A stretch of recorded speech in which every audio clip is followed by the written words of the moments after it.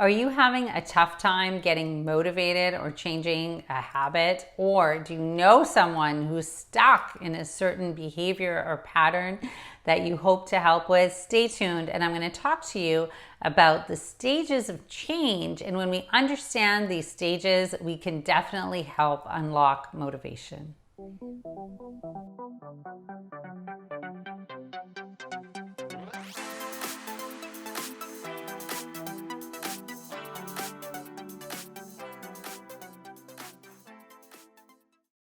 Hi, I'm Dr. Shimi Kang. Thanks so much for joining and investing in your mental wealth. This is the place where you can learn, optimize, protect, and heal your most powerful asset, your mind. Today we're going to talk about the stages of change, and we're going to do this in hopes of helping ourselves or others unlock motivation. Most people think that motivation is something you either have or don't have, kind of like a light switch. We use these terms like, oh, that student is unmotivated, or, I'm feeling unmotivated. Well, really, motivation is a process. And when we understand the process, we're much more likely to make those positive changes that can impact our health, happiness, and success. Research has shown that we go through stages of change when we're trying to create a new habit or create a positive change in our life. And if we're trying to motivate someone, we certainly need to know these stages so that we can guide them along the way. The distinct stages of change are pre-contemplation, contemplation, action, maintenance, and then relapse. I'm going to go through each one in order. It's important to recognize that these aren't linear. In fact, we often move in and out of different stages, but I'm going to give an example of something pretty basic. For me, it was trying to bike to work a bit more. I have a problem with my joints and knees, and biking is really good for me. It's good for my knees and my back. But, it's a change. I've never really done it before. There's all kinds of barriers, and it took me a while to get going. So I'm going to explain how I moved through the stages of change to illustrate each stage and what might be going on. The first stage is called pre-contemplation. So pre-contemplation, the idea isn't even on your radar. So a couple years ago, the idea of biking to work was like, no way. It wasn't on my radar. I used to drive to work and see all the crazy bikers in the rain through traffic and wonder what the heck they were doing. I was in pre-contemplation. If anybody brought up this idea, I probably would have shot it down or didn't even think it was relevant to my life. That is the first stage of change. The next stage is called contemplation. So now something has happened, usually maybe some distress or an event in your life has triggered you to be open and think about a possible change.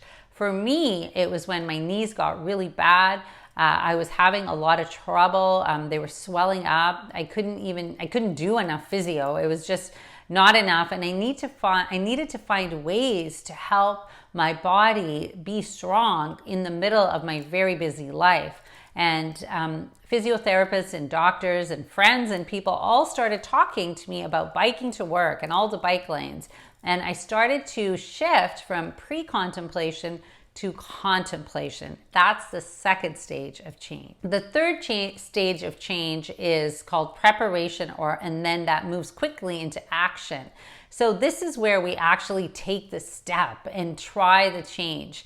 So preparation for me was getting my bike fixed, getting a new helmet, getting the reflective gear, looking up the bike paths and feeling comfortable taking baby steps just around my neighborhood.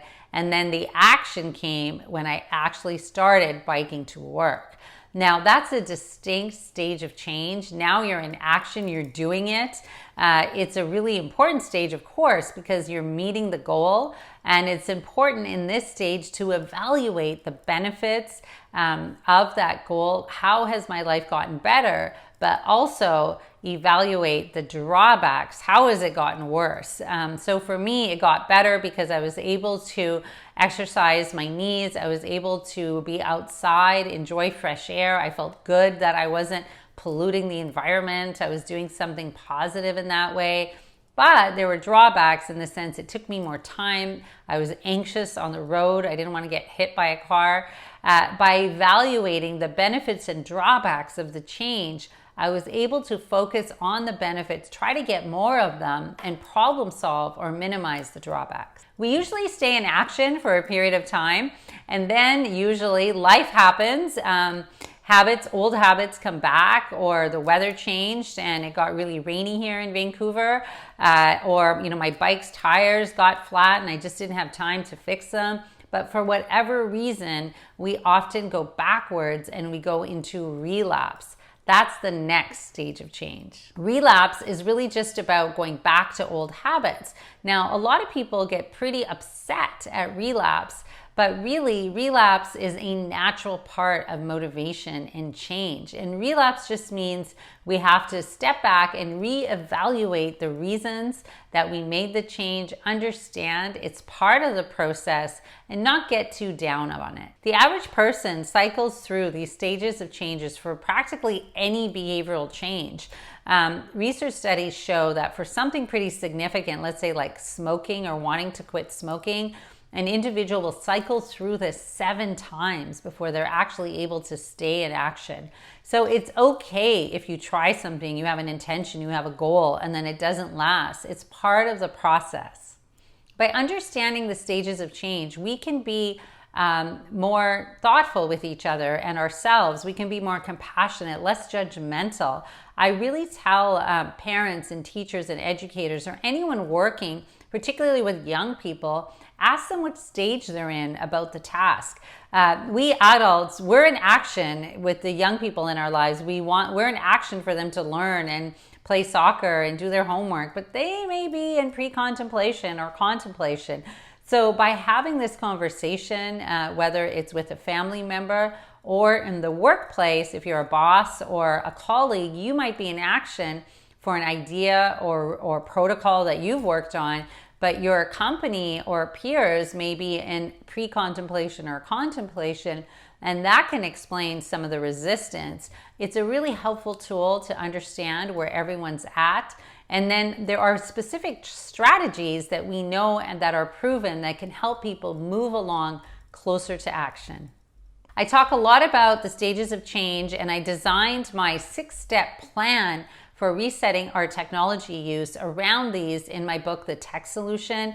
If you're interested in learning more about the stages of change and a specific plan on how to apply it to something in your life, like technology, you can learn more about that book here. So before I give your prescription for today, I want to thank you for joining.